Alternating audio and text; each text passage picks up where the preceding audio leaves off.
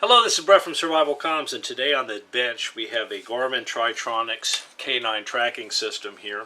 And this doesn't belong to me, it belongs to a neighbor, and the complaint is that there's no reception or transmission to the dog collar with the handheld unit here. Now the way this system works is it incorporates a GPS into a two-way radio, or radio transceiver in the VHF range, and allows you to track your dog. It also will allow you to turn the light on and off on the collar if you do so from the console, and also allows you to apply a correction to the dog if necessary. It uses a standard VHF antenna, which is made out of steel cable here for the tracking collar. But the tracking collar isn't the problem again. It's this. And being that it's a VHF or line of sight radio, people like to extend the range of this by attaching an external antenna to it.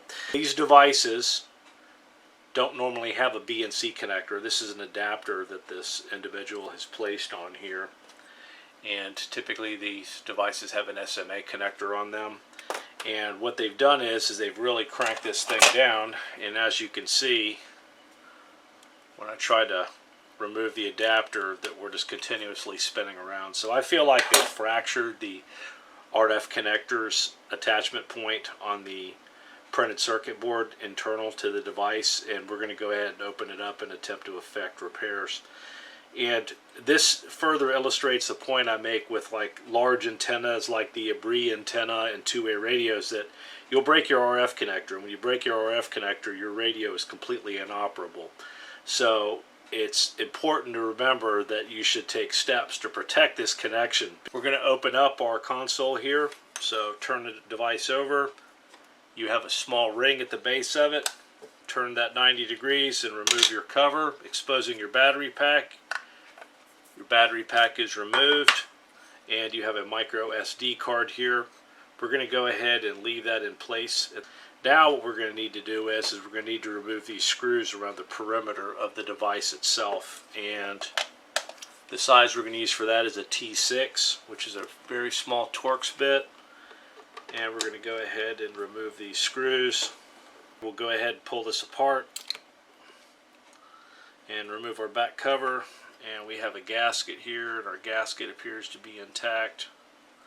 We'll set this body aside here, and we can see our printed circuit board, and we can see our RF connector here. You can see how our coax connector here is completely separated from that cable, and you can see it free spinning inside of this housing here. The housing is plastic. It looks like it was notched out to accommodate the hex profile of the base of this RF connector. But what we're going to have to do is we're going to have to stabilize this somehow so we can remove this RF adapter from here. And this pretty much illustrates my point that when something is snug in a two-way radio, that is sufficient. When you over tighten or try to torque something, you're going to break something. This isn't a cylinder head. There's no need to tighten everything absolutely up. And if your adapter or anything you're trying to attach to an RF connector doesn't feel right, it isn't right. You need to stop and reevaluate before you cause damage such as we're seeing here. So let's see what we can do to get this RF adapter off. Alright, let's try this out to see if we can get this to loosen up that adapter. We're holding the hex profile of the base of that RF connector with a set of Scotch lock pliers, and we're going to use an Ipex channel locks here and see if we can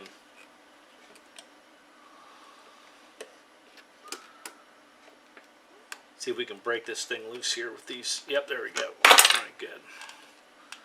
So now that we've removed this RF adapter, we can see the SMA connector here, and we can see there's a nut around it. So we're going to use the proper size tool, and we're going to tighten this SMA connector up, and then we're going to go ahead and attempt repair of the cable. We've re-indexed our RF connector so we can reattach our shield and the center conductor. Just go ahead and place my finger on the back side of it, and it uses an 8mm socket on that nut. And we'll see if we can tighten that thing up. Just as an aside here, if you ever came across one of these at a garage sale or something that had a completely damaged RF connector, or the housing was cracked or broken at the top, it's perfectly possible just to go ahead and chase through a section of RG174 that's terminated in an RF connector at the opposite end and attach your shield right here and your center conductor right here to the board of the radio, and that right there would give you fine service. Sad reality is this piece of coax is going to be too short, so it's going to go, and we're going to end up having to come up with something else. Well, this is what we've come up with. The original coax cable was too short. It ran through one of these slots here, and then they tied the shield into it. So when they had spun this around, it totally severed that piece of insulation and that inner wire, and it pulled out the inner conductor and it was broken way back inside that coax cable, so there was no way to use that. I didn't have any small diameter Teflon dielectric coax to use, which would be perfect for an application such as this. So I went ahead and just try this out here to see if it would work. Would just use a couple sections of Cat 5 cable and tied in my connections as such. So it certainly isn't my best work, but we'll see if it suffices to get this device back in service. We've got our gasket back in place, and now we can place the housing together. A lot of times when you work with these gaskets like this, is just taking a little bit of silicone dielectric grease, like it comes with NMO mounts or whatever, and putting that on your finger and running that around the perimeter right there will assist you in holding that gasket in position. This one here seems to fall in there pretty easily, so that wasn't necessary. So we'll go ahead and place this lid on the top here and secure our screws. To get our screws tightened up, go ahead and reinsert your battery pack and replace your cover. Alright, let's go ahead and turn everything on here.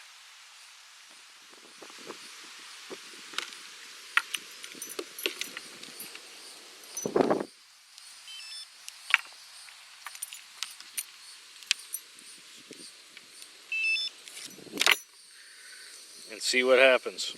Okay, and in this console here it shows you the dogs, and let's go ahead and select Fat Boy. We can see their signal strength, the GPS signal strength, and the battery. There's only 47 feet away, and if we want to, we can go ahead and turn the collar light on, and let's go ahead and turn it on, and let's find our way to Fat Boy. And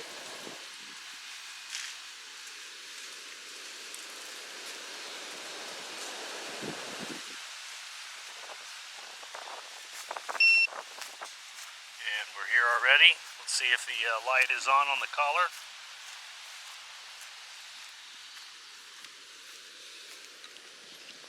And the light is on the collar. Now that we've found Fat Boy, let's go ahead and go to Diana, and we're going to go ahead and turn her collar light on,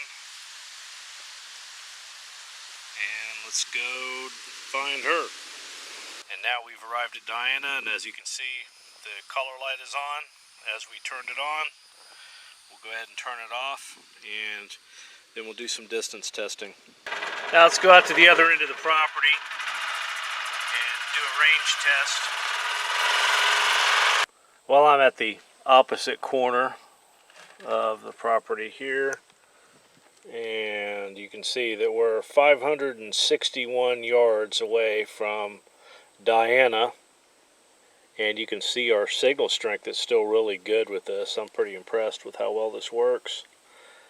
And let's see here, let's go ahead and set the collar light to be continuously on, and we'll head back.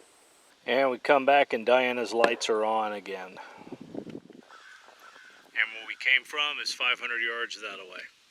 Well, we're going to be able to place this equipment back in service, and you know, this equipment in and of itself is pretty doggone expensive. If I remember correctly, you know, the console and two of these collars here is almost $1,000, if not more.